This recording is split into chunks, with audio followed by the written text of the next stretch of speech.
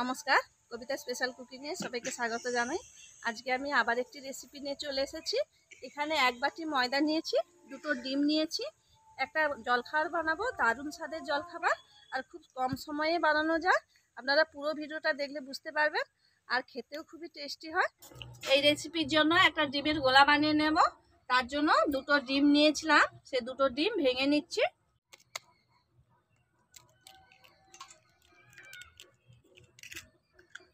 পেঁয়াজ কুচি দিয়ে দেব, কাঁচা লঙ্কা কুচি দিয়ে দেব, কিছু বাঁধাকপি কুচিয়ে নিয়েছি, এগুলো দিয়ে দেব। রসুন কুচি, আদা কুচি, গোলমরিচ গুঁড়ো, লবণ, একটু লঙ্কা গুঁড়ো দেব, আর একটু হলুদ গুঁড়ো দেব। সব ভালো করে মাখিয়ে নেব। সাদা তেল দিয়ে দেব, ডিমের গোলাটা দিয়ে দেব। এই সময় উনুনের আঁচটা কম রাখতে হবে, না হলে নিচটা পুড়ে যাবে। মুড়ার সময় একটু ভেঙে ভেঙে যাবে, ভাঙলেও কোনো অসুবিধা নেই। এ পাশটা একটু মুড়ে নেব। এখানে এক বাটি ময়দা নিয়েছি, দিয়ে দেব।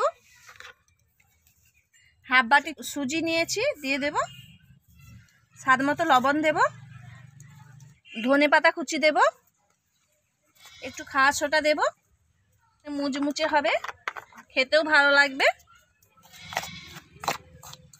এবার জল দিয়ে মাখিয়ে নেব। এখানে একটা ব্যাটার করে নিয়েছি, দেখুন বন্ধুরা, একেবারে পাতলা নয়, একেবারে মোটা নয়, একটা থকথকে ব্যাটার।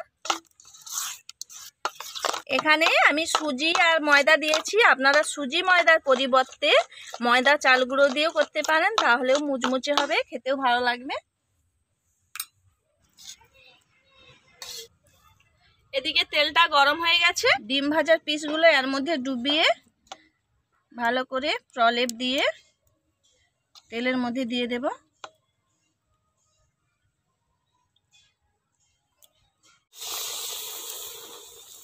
প্রত্যেকটাই এইভাবে ভেজে নেব।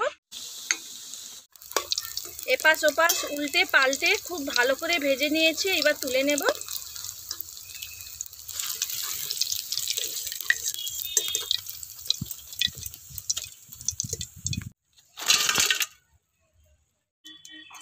বাকিগুলো ভেজে নেব।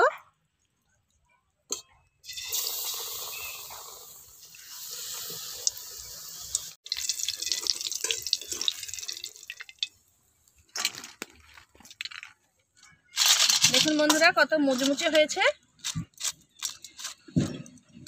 ভেতরটাও দেখুন, দারুণ দেখতে লাগছে। খেয়ে দেখি কেমন হয়েছে।